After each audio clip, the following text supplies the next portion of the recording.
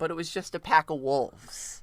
So she cupped her hands to her mouth and wooed, and the leader lifted its head and howled back, the sound of which made her shiver. Nymeria saying, yo, what up, girl?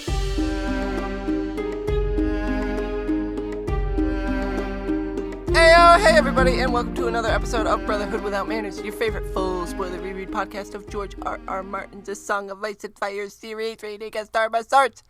As always, I'm your host, Zach. Sitting here next to me, this goon, Nate. You sound winded. Do I? Just because the way you did your intro. Cool. Anyway, I am Nate, as he said. We are full spoiler. If you haven't been here before, this is your one and only warning. If you have joined us before, thanks for coming back. What up? Hey, how's it going? You can't really answer us directly yet, so write us in, tell us how you're doing if you want. Unless you can. They might have mystical powers, you don't know. That's true. Who am I to judge? So, if you joined us last episode, we were reading Catelyn 1 of Storm of Swords. Kitty cat. And we were picking up right after she left off in Clash of Kings, with her being detained for releasing Jaime Lannister. Yeah, she owned it. She didn't give a shit. She said she'd gladly go to his cell and wear his chains, but it was decided that since she is Robb's house mother arrest and Lord Hoster Tully's daughter, that, yeah, they couldn't really put her in chains, so instead she'd be confined, and she chose to be confined in her father's room since he was dying, and there she stayed, trying to get what news she could and just watching fretfully for the return of Sir Rhaegar with Brienne and Jaime. Which we know, because of Jaime being before that, was not going to happen, as you sunk my battleship. You know. She gets a lot of concern over some ramblings of her father in his deathbed, over Tansy and what he may have done to Lysa, and gross stuff. And he's a piece of shit. And then Edmure returns, finally, and screws up her entire her that Tywin has pulled out of the Riverlands and has gone back south, but he has now sent 3 ravens off to Roose Bolton to ensure that Jaime Lannister is found and taken, and Cat is like, you stupid fuck. Because in those letters he said that he had escaped, right. Not that there was a hostage exchange by Catelyn, because he didn't add her name into any of the letters, meaning that if Jaime Lannister is found... Jaime Lannister. Hey, man. Martin has given me express consent to say these names however the fuck they come out of my mouth. I draw the line at Jaime Lannister. Jaime Lannister. Now you got me all thrown off. Jaime getting recaptured, everything will seem as though he escaped, so if there was any chance of getting hostages for him, it's gone with those letters. So Kat tells her dumbass little brother to get the fuck out. Go. She wants to stay with her father and just sleep her life away, basically. But we're not reading Catelyn. No, we're going to one of the daughters that she's bargaining for. We're reading Arya 1. And last we left Arya in her final chapter of Clash of Kings, she had just slit the throat of a guardsman to escape from Harrenhal in the dead of night after stealing the dagger and map from Roose Bolton, as well as a few swords from the forge, along with Hot Pie and Gendry. Right. That's where we pick up, dude. Yeah, we had also had some weasel soup occur, and Jack and Hagar, who gave her the iron coin, which... Corn. You tell me shit about Jaime Lannister, and you're over here with corns. The iron coin, which allowed her to slit the man's throat. She used it, and yeah, Arya and Gendry and Hot Pie made their way out of terrifying, horrifying Harrenhal, which is held, like, funny enough, by her brother's bannerman, Roose Bolton. So a few things about Harrenhal, since you happen to mention it right this second. We've gotten it from Sansa's point of view, because she saw, this is in Clash of Kings, that Littlefinger was awarded Harrenhal. He's technically now the Lord of Harrenhal. Right. And she was talking about how haunted and terrifying this place was. And then in last chapter with Catelyn, when Edmure mentioned he sent a letter there, she commented briefly on it about it being it darkened creepy. The room. Yeah, and here's Arya like, yeah, I darkened the fuck out of this place. Yeah, See you, bitch. One of the ghosts in Harrenhal. Yeah. So we pick this one up as Arya is leading the way for Gendry and Hot Pie, taking their stolen horses north, away from the lake, and into the woods and streams. So they're roughing it. She's constantly looking back over her shoulder to see if they're being pursued, as she knows they will be once the dead guard and the map and the dagger that she took are all found. So this chapter I think it's more glaring in this one than any of the other ones that Martin's kind of using this to refresh our memories. While you might be jumping straight into this one after reading Clash, not necessarily everyone has. Right, you can't write a new book assuming everyone's read the previous. So he's going to kind of do an information dump. Thankfully, it is a reread for most of us. And so we can kind of summarize it into a nice... Yeah, and we do get the clever look at Arya. She knows the way this world works. She knows Roose Bolton himself would not be the one to hunt them down, as he'd probably be abed, leeched, and whispering his commands to his lieutenants. Perhaps he'd send Steelshanks Walton, called such because he always wore greaves on his legs, or slobbery Vargo Hoat, who leads the Brave Companions, a.k.a.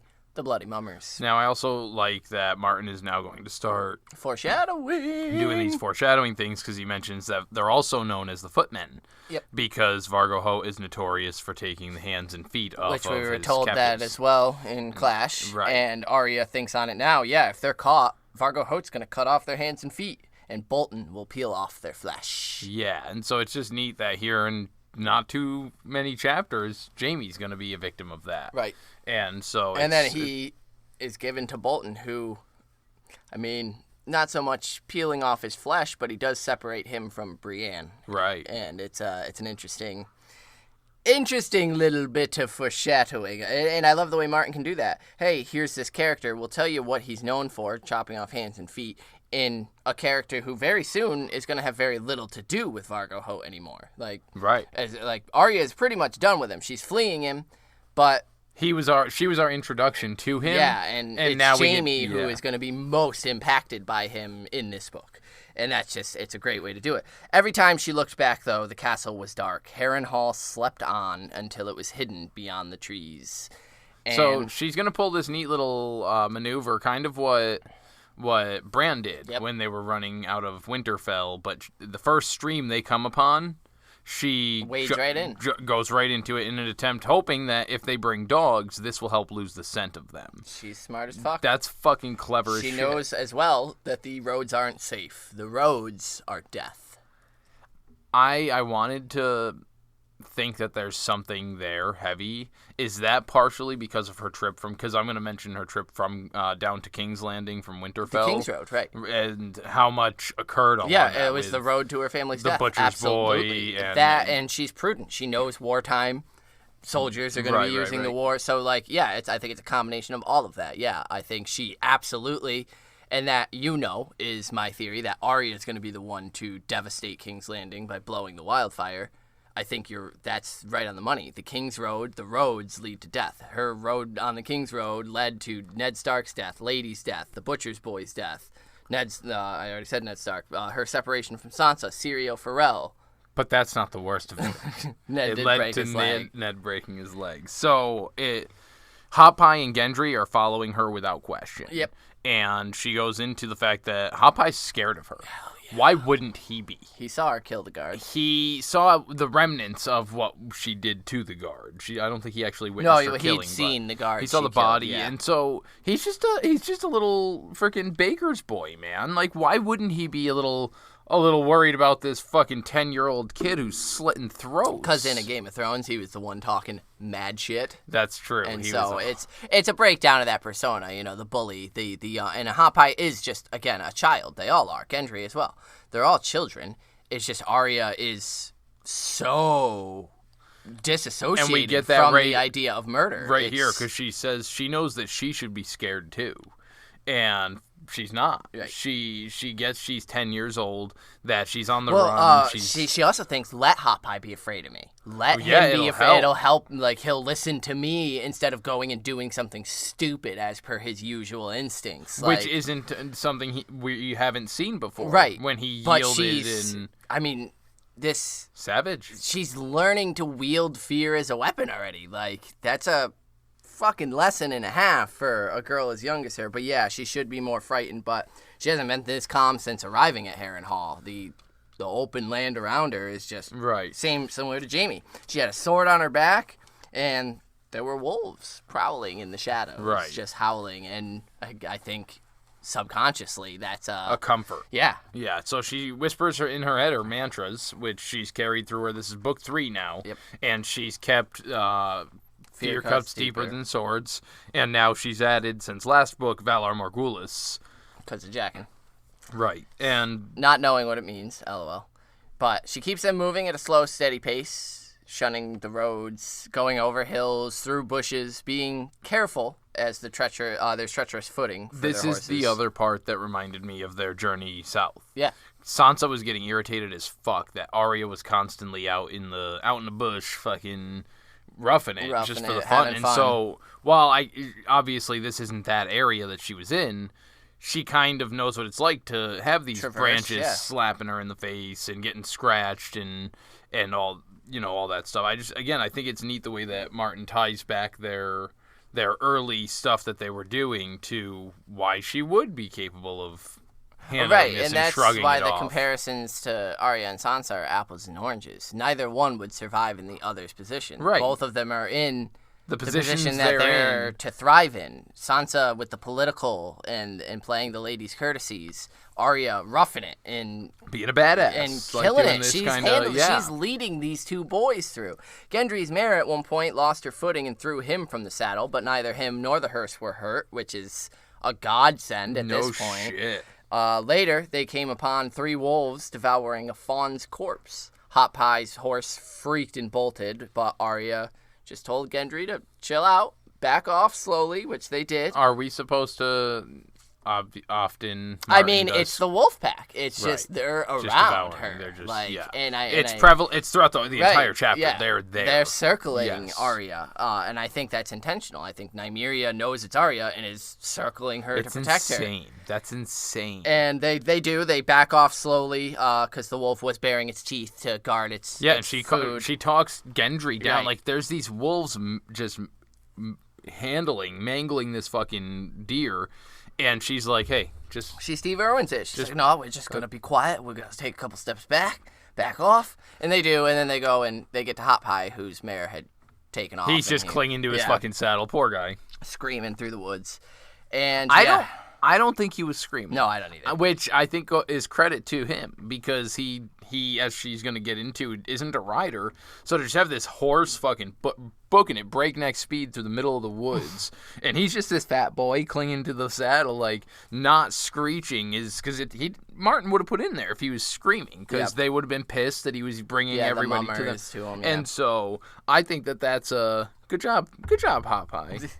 They later came to a burned-out village, just decimated, and past a dozen hanged men in a row from apple trees. Hot Pie saw them and began whispering a quiet prayer to the mother for mercy. Arya looked up at the dead men and said a prayer of her own, naming her names and ending, of course, with Valar Morghulis. She touched the coin from Jaqen and reached up and plucked an apple from one of the dead men's trees, eating it, worms and all. So we had talked about it a little bit, but I think this is a clear foreshadowing to Arya's introduction at the House of the House of Black and White, where she plucks the worm from the kindly man's face and eats it, and he is a little surprised by that and says, "No one's ever eaten any of my worms before." Well, I don't think at this point, because she's a little bit young to understand it, and it didn't start out this way. Obviously, it started with her just being being a little savage with her disassociation with death. Yeah. But I think, especially with her touching the coin there, eventually that will lead to the capabilities for her to understand when he explains that the god of death, like, it's a mercy. Like, this is something, this is the way of things. Well, that's what I got. I got 2 kind of opposing viewpoints from this little scene here. Because she looks up at the body. She forces herself to look at the dead. And then that's when she begins saying her prayer. So it's I will avenge you type thing. Right. Like they probably someone in this list probably caused this. My thought is, though, it's more than likely, as we learned from Jaime's last chapter, Northmen. This is most likely done by because they are all men. Returning. They are all men, right? And so it could be the Brotherhood Without Banners. It could be, or it's most likely the Northmen. Yeah. And while it's possible, it might be the Mummers or Gregor Clegane, the Lannisters.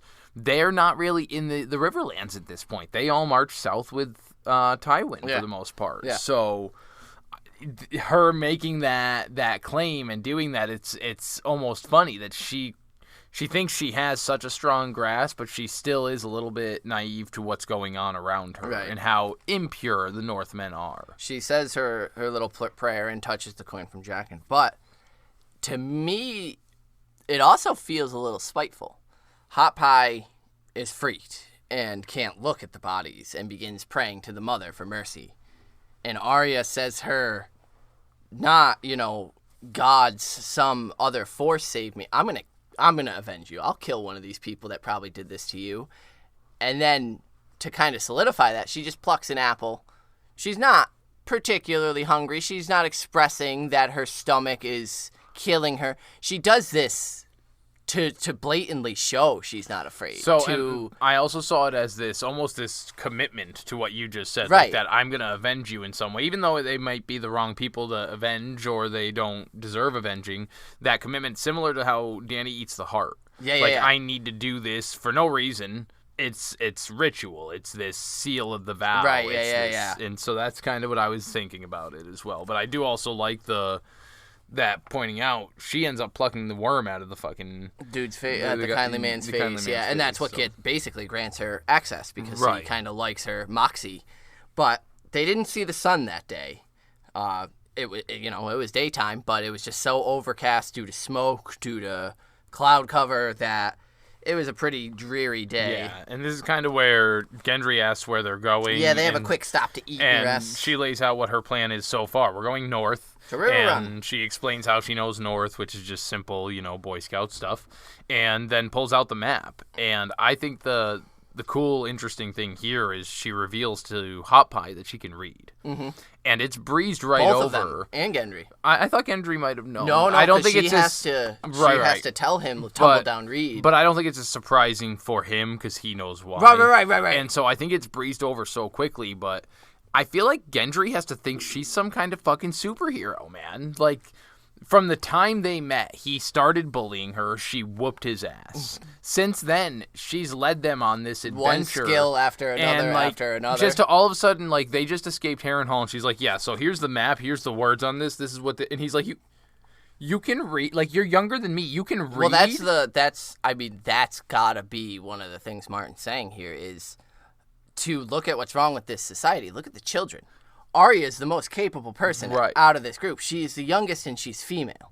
And small. But, right. Dominion. That's what, in this society, female means. Small, weak, diminutive, needing rescue. Clearly, Arya they're done without her. Is handling everything. Arya, in no way, in my mind, when I picture her, is small as a weakness. She's small and spry and sneaky and quick. Right. It's all benefits. It's not small and weak and timid and frail. No, she's small and quick and dangerous and clever and quiet and intelligent. And Gendry and Hot Pie would be that's the argument here. They wouldn't be gone. They wouldn't be in this situation without her because Arya does have her privilege where she has a home to get to. She needed them in some. There were certain skills that she couldn't fill that she needed them for. I also just think she doesn't want to be alone. That is what I think it's way more important. But we kind of digressed there a little bit. But she points out as long as they reach the Trident and follow it, they'll reach Riverrun. Right. They cannot miss it if they stick to the Trident. They'll be safe there at Riverrun. And Hot Pie asks, why would we be safe at Riverrun? And Arya's like, because we just will. Don't worry about it. And so that's when she reveals she's not quite ready to trust. See, this is the moment I needed, is some humanity in her, where she's like, I do feel bad about lying to him about who I am. You can't blame her, but I can't trust him with this secret. No, not Hot Pie. And she thinks on that. Gendry knows, but Gendry has a secret of his own, though he's not really sure what it is. He's a bastard. He's King Robert's bastard. We know that, but yeah, she you can't blame her for not telling Hot Pie. Hot Pie yielded, he's ready. The second they start sticking a pointy thing under a fingernail, he's screeching everything he's ever known in his life. But the fact that she does feel bad about it is it's good. Like, it shows some humanity, some humility. So they spend the rest of that day basically traveling. A lot of doubling back to cover up their just trails. Arya. She Arya. does the doubling She back. gallops when she can. Like, she is Any tripping this whole chapter about how slow they're going. They need to go quicker. They can't stop. The mummers are right fucking behind us. They're on our tail, and I know it. Do you think that paranoia comes from the wolf pack seeing them going, no, they are there. You need to keep going. That's exactly where I was going with that, is I think it's Nymeria seeing them and tailing the mummers that are the Dothraki, the Lanisi that are following. And, God, the way... and so when it starts to spike in her is when they're starting to get closer. Right. So, like, she does, she starts galloping. Then they have to kind of follow the land and slow down. Arya sends them on ahead and doubles back to confuse the trail. These are Daiwin tracking skills. These are like... This is the stuff that they were following literally back in your tracks and then creating a dummy trail to confuse it. That's legit tracking skills. Like, that's what the rangers that were handpicked by Corrin Halfhand to do, to be capable of. She's down here in the south doing the same thing. Maybe not as... Right, not on their level, but to think of that... It makes me think of that Shadowcat that John saw, and we compared it to Arya. That's what she's doing here. She's mixing up the trail. She's changing up the trail. Once, when she was doubling back from a ridge, she saw some dark forms moving far away, but it was just a pack of wolves. So she cupped her hands to her mouth, and a wooed! And the leader lifted its head and howled back, the sound of which made her shiver. Nymeria saying, "Yo, what up, girl? I see you." Was that Nymeria? I think so, or was that yes. I think it was far enough away where Arya couldn't quite recognize, but yes, I do think it was Nymeria. Bran also howls, and I really in the exact same, puts it in, just does the little kid.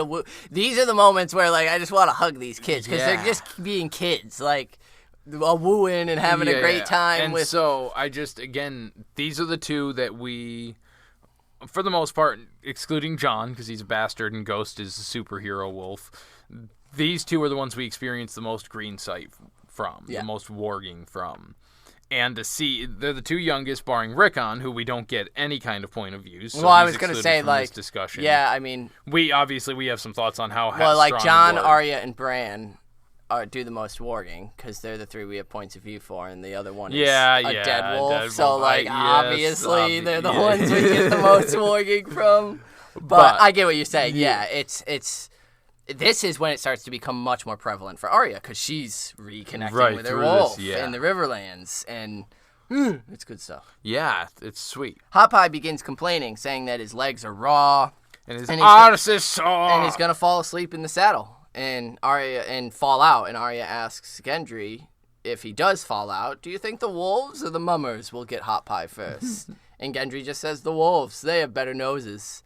I love this married couple banter of, like, arguing about the kid, like the kid who's complaining, like, oh, I gotta pee, are we there yet? Like, well, if we stop, it's gonna take longer to get there. Like, just this bit, like, who do you think will get up first, the wolves or the mummer? Both Gendry and Arya understand the we need to go. The severity, urgency. Of the situation, and Gendry just says the wolves and gives them proper respect. And so they keep riding, but Arya does at this point notice that it's not just Hot Pie who's shifting in his saddle a little bit. Nah, Gendry's having a rough time of it too. And she's like, fuck, like, they're just small folk. I grew up on a horse. Yeah.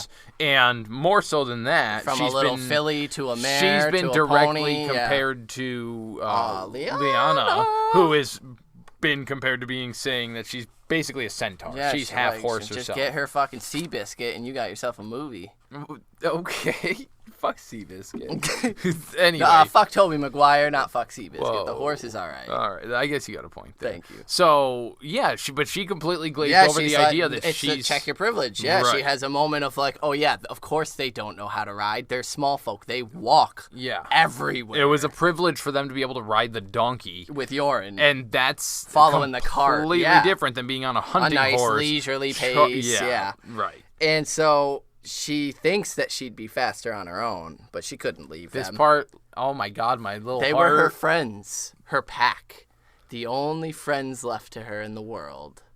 Arya, they're her pack. Dude, they're her little And she's wolf pack. and they've got a larger wolf pack surrounding them. They're gonna meet back up in later books, dude. They have to. And it's gonna be the sweetest fucking thing. I'm gonna weep on my book. I'm gonna weep tears. It's gonna be great. She decides that if they're caught, she'll reveal herself in an attempt to demand Gendry and Hot Pie's safety. They might not believe her, but Roose Bolton was Robb's bannerman after all, even though he still scared her. She is willing to risk everything for That's, these two. Right again, here. what I needed from her in this book. To Everything. know that Arya Stark is She's still not completely in there. lost. No, She's not yet. Bran Stark in season 8. Not yet. She's still got something left. But she vows that it's not going to come to that. I won't let us be taken. And she kind of touches the sword on her back, the stolen sword. And they emerge at a river. And Hot Pie's like, fuck yeah, the trident! We here in this bitch! This poor fuck. And Arya's like, nah, too small, too soon. And he's like, no, we've been going forever. And she pulls out the map and shows him, like, we're probably about Again, here. being realistic. Yeah, she understands how to read The the scale map. of a map, yeah. And he doesn't. And so she's like, no, we're here. He's like, dude, your finger's still practically touching Harrenhal. Yeah. We haven't moved on this thing. She's like, right. It's going to be days at least before we get to anywhere we need to be. And she points out that this one is just one of the smaller slivers running off of the trident. But they can't pinpoint which one specifically. And Gendry is like, well, if it's this one, and Arya's like, that's the Big Willow, reads it for him. This one leads back to the trident. But if it's not Big Willow, if it's Ripple Down Rill, loops around. it goes back to Harrenhal's lake. And so again, Hot Pie's immediately like, we can't fucking do that. They'll kill us. And they're all like, we know. Arya's like, then we're just going to keep following my plan. Arya's like, north. we're not following it either way. We're crossing it, and we're going to keep cutting north. Dude, why steer Why away from... take the chance at Why this point? stray Find from the the trident, direction? right. You know which way is north. I have no doubt. Like, as Gendry's talking mad shit, I think that's the weird Gendry's idea was good until the one that loops back. Right. And that's just too much of an unnecessary. Absolutely. But, like, if they could confirm, and that's what he's stubbornly, he's like, we need to know the name of this river. And she's like, well, we don't, so we're fucking crossing. Right. Like, but he's right. If they could confirm it, then following it back. And so, again, I think that she's got such a great grasp of things, because I think that's also showing his frustration with not being able to read a map. Right, yeah. He doesn't quite understand how to do directions. And no doubt in my mind, she knows which way is north. Right, well, they start arguing about the moss on the trees. Right. That's how she's telling north. And he's like, well, look at that tree. That tree's got fucking moss on every side. That to one's somebody missing who none. doesn't know, it's absolutely going to look like you're... I've been with people like that. We grew up in the woods Right. when we were kids. Like, we knew this kind of stupid shit, this easy shit to us, that some people are like, this doesn't make any sense. No, you're fucking with me. And they... Oh, well, like, right, like the doubling back, setting up a dummy trail. Like, that's what jumped out at me. Like, I know about that because we did a lot of hunting and spending Right. time in the woods when we were younger, and we just learned that stuff. So, like, but, like, that was... Right. taught to us by someone who knew a lot of time in the woods. It At wasn't a young age. right. It like, wasn't so it was just ingrained with knowledge. us, yeah. It's something that you have to learn and take And time so at. I thought that was... That her thoughts of, no, like, I'm going to just keep going north, because while those are good plans... Do you think it was just Lewin's teachings that ingrained, like, this map cartography in her? I think a natural talent for it, because we saw how she's so shitty at needlework. That's my other question again then. Is Nymeria helping her navigate? At this point, I want to say no, for this reason. She hasn't slept at all. I don't think that she's actually jumped in yet to where, like, because I think once they've shared some knowledge, motherfucker. then all of a sudden maybe she'll be a little bit more aware of, like, oh, I recognize this rock for some reason. But I think right now, not quite. Right. So it's just pure Arya skill at this point. Right. And So you think it's just self-talent? And like, yeah, I just Lewin's think that teachings, obviously of course. she was taught how to read Right. maps and stuff like that, but I think that unlike needlework and the stuff that Sansa, mathematics, this is the Maybe stuff her she and John, she and John loved, would unfurl the map she and be enjoyed like, poring this over is where they maps would and, like, slam together or at the Battle of the Bells. And... even less so than that, going out into the Wolfswood and playing out there and running around. Well, and right, but that, I and- mean, but having a map. tracking and cartography are two completely different Right. subjects. Being able to accurately pinpoint that we've traveled, 15 miles today.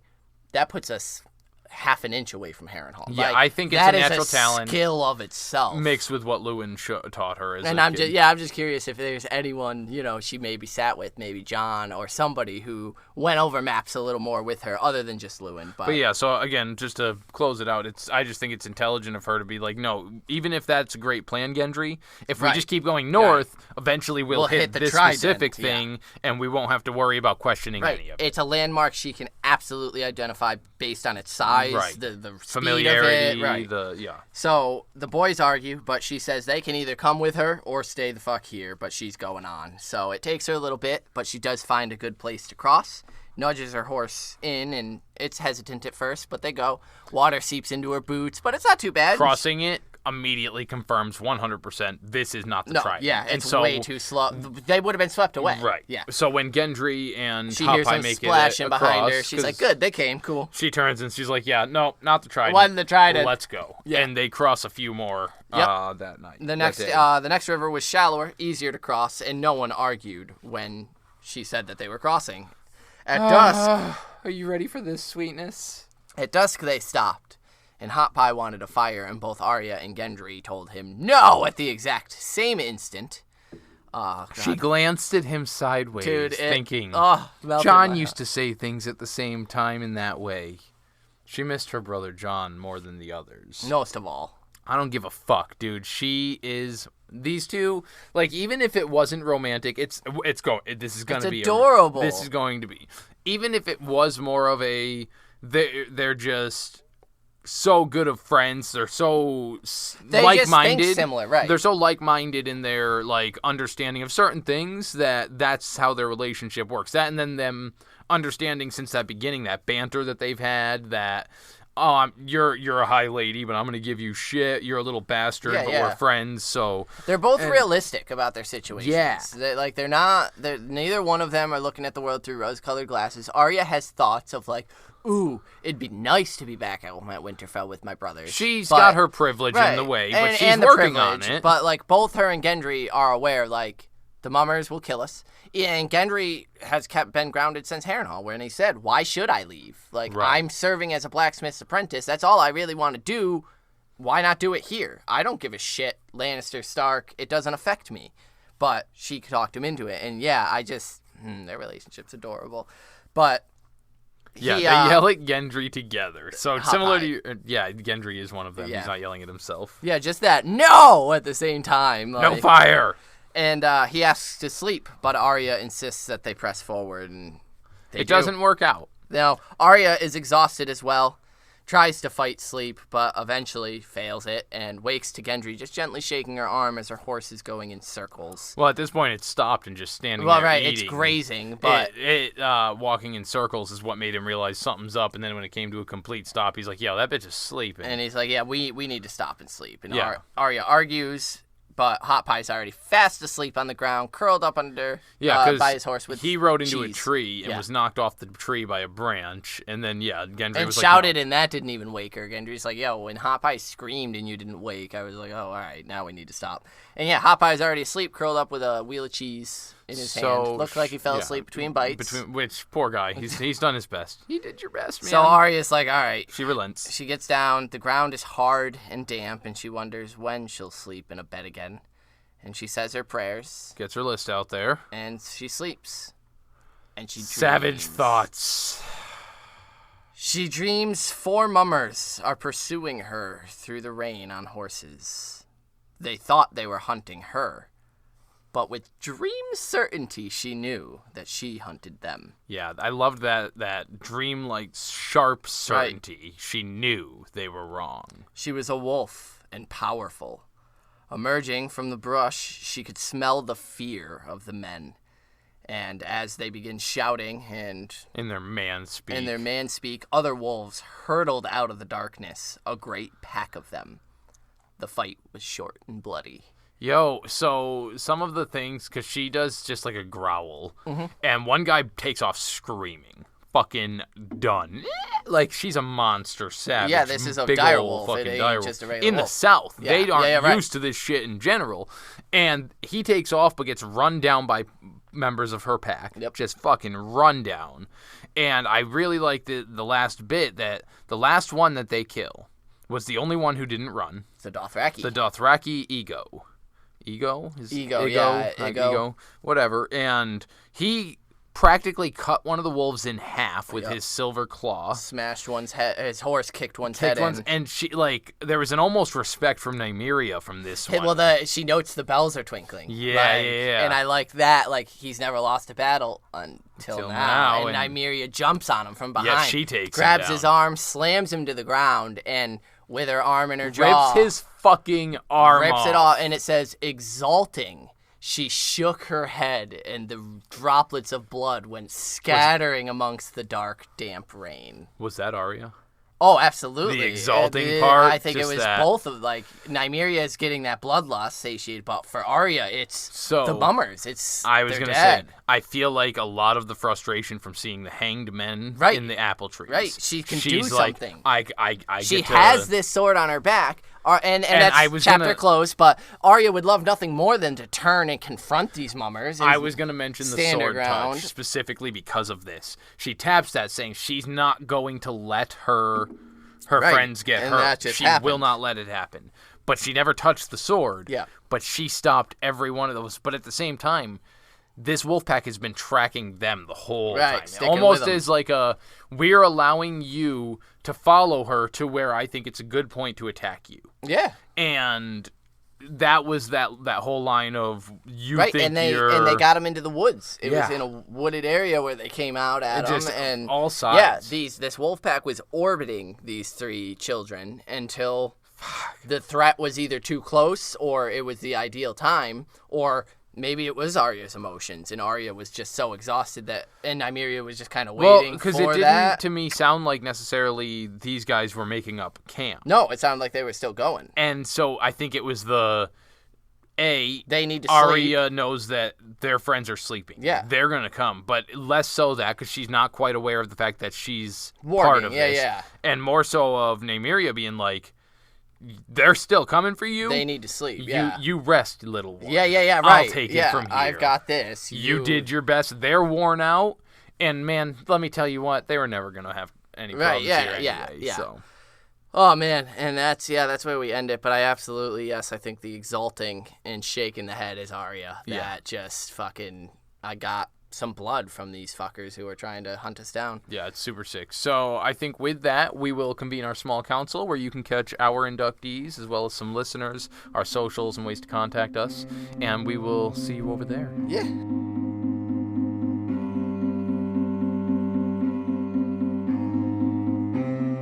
What up? Hey. Sorry, I'm still trying to just get my head around that chapter. Like, it's such a good one. It's such a good one. Great opening chapter. Especially for Arya. You got an inductee for it? There's been a million of them that I want to throw in here. You know, Nymeria, fucking Arya. I'm going to give mine to Hot Pie. He was forced into this. Right. Pretty... Yeah, no, I think that's okay to say. He was coerced. He's not the brightest kid. Nope. He's not necessarily the nicest kid. Nope. He's getting there. I think he's got the growth. He's been humbled by Arya. Exactly. And I think he definitely has the potential to become a decent person, a good human being in this world. I think he will be. I think that if we run into him again through Arya's eyes, then he will be a little more decent of a human being. I think this is both a good and a bad journey for him. I think it's going to lead to him being able to grow as that person that he handle can himself be, a little more. as well as, experience a little bit of life. Right. You know, if he opens up his own inn and bakes bread and shit and has these little tales that he can tell some adventurers when they're passing through his little tavern as they drink a mug of his ale. Right. Then, good for you. You got some life experience, Hot Pie. And he handled himself relatively well during this chapter. He complained. Right.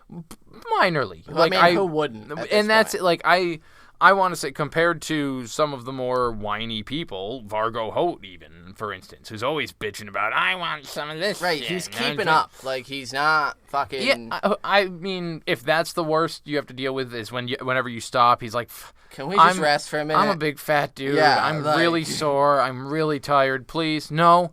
He does, but like he'll argue for a word, and then when they mount up, he mounts up and rides. Right. Yeah. He's not like Lamy, who sat there and pissed and moaned. And then he went until he literally couldn't anymore. Collapsed. Yeah, and he went as far as Arya did. You can't ask for any more. Gendry was the only one still able to go, but and that's why he took the first watch. Gendry had another hour maybe before he himself started. So yeah, it's Hot Pie's killing it, especially from a Game of Thrones where he was a little douchebag. He was. We were like, fuck this kid. Fuck this little. Till now, it's like he's doing his best. Right. So that's a good one. Hot Pie. Mine is gonna go to Jon Snow. Jon Snow for his whatever relationship that is. We didn't get too much of a glimpse of it in a Game of Thrones. We got that nice little goodbye, but.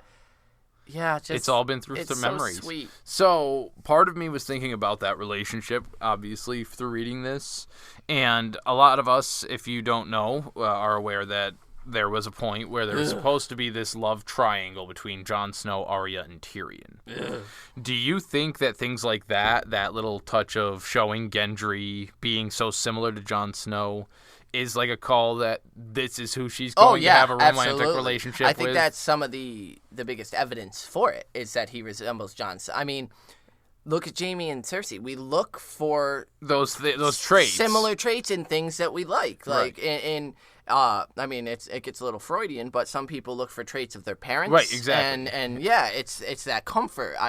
And so absolutely, I think this is meant to either be a red herring of like, ha ha ha, I'll make you think they're gonna, or actually, this is why they would. This is why it would make sense. The seed starts here. These two get along great. These two understand each other to a sibling-like level, but it can go beyond one word. Hot Pie asks one question, and they're both able to just immediately shut it down with the exact same phrasing. That's it. Right. No questions asked. So yeah, either this is meant to be a red herring and be like, haha, will they, won't they, or this is the seed for their relationship that's going to eventually happen. I actually could see it happening a little similar in the show where they do couple, but I could see Arya being like, I'm not going to settle. And, like, if you want to, be friends with benefits, like, hell yeah, I'm down for that. But a little more Dornish than Northern style. Right, yeah. Like, sure. We'll be consorts. I mean, she's going out to Bravos. Right. Like, nothing wrong with that. And, like, it'd be a little crazy, but, like, maybe she hooks Gendry up with Sansa. And she's he's a good guy. Listen, Sansa, he's packing. And let me tell you, it's a good dickin'. You're getting a great deal out of this. You're getting Storm's End. But back to my inductee, Jon Snow, for just the warm thoughts and he gave Arya something to hold on to, and so her finding traits like that in Gendry is always fun. So we did, of course, get some inductees from you faithful listeners. Karen, for Arya 1 said, "He said it with me, like Jon used to do back in Winterfell. She missed Jon Snow the most of all her brothers. And her first wolf dream." I was going to give it to Hot Pie, because even though he is so ill-prepared for this journey, he is still giving it his all. But Nymeria won it in the end, killing the people who are hunting Arya. So, the way you read her first wolf dream just made me think that with the Starks, this is practically their first wet dream. Stop and it. they have it's their awakening. Stop it. When do you think Rob had his first wet dream? Do you think or wolf dream, I mean, was it before the wolves? Or do you think he hasn't had it yet? So it's going to be, he's got the girl now. He's a late bloomer. It's happening now that he's getting some wounds taken care of. All right, anyway, so on to our other... Thank you, Karen. Thanks, Karen. Our other listener who wrote in this week is, of course, Julian, our favorite French fry from France. Hey, guys. What? You going to talk some shit? I was going to talk some shit? Go for it. Hey, guys. The run begins. Soon to meet the actual Brotherhood, right? Can't wait to read how that plays out. Good for Arya to lead the boys and stick to her principles. I think. Quick interjection here. One of my favorite inductees that we've ever received. Yeah, that sounds great, Julian. As for my inductee, it's going to be that yellow cheese. Sounds delicious, right? We love our cheese here in France. Have a nice one, boys. Yeller Cheeseris. Yo, let me tell you, I went on a cheese kick last fucking week, Julian. I got like some nice white and that yellow. We got the yellow. What was the yellow? Do you remember the yellow's name? I don't either. It was fucking delicious. Yeah, they were good cheeses. So good on you, Julian. Yeah, we're cheese fans as well. Great fucking inductee. I also just love how human that moment is with Hot Pie of like falling asleep in between bites. It's just his comfort food, man. Dude. Like he's just eating. It's scary. He's exhausted. He's hungry. Like he's just nibbling on some cheese and then he's just out. Good job, man. Love it. Yeah, good job. So Great thank inductee. you. Thank you, Julian. Thank you, Karen. As always, we appreciate you guys writing us in. If you would like to send us in your inductees, next chapter we will be reading is Tyrion's first chapter, and it's going to be swell. So send in your inductees for that. You can get us at our email, withoutmannersbrotherhood@gmail.com. You can find us on the socials, facebook.com/brotherhoodpodcast. We have the private Facebook group available to patrons, patreon.com/withoutmanners. What else do we got? I'm on Twitter @mannerswithout. Zach's on Twitters on multiple ones at Carstark92. The website? Oh, the website's a good one to say, huh? That's www.brotherhoodwithout.com. Yeah, that's it. Yeah. That's it. You can go to ratethispodcast.com/Brotherhood Without Manners and leave us a review, or do that anywhere, Podbean, that'd be sweet. Stitcher, Apple Podcasts, anywhere you can leave reviews. We really do appreciate them. They help us.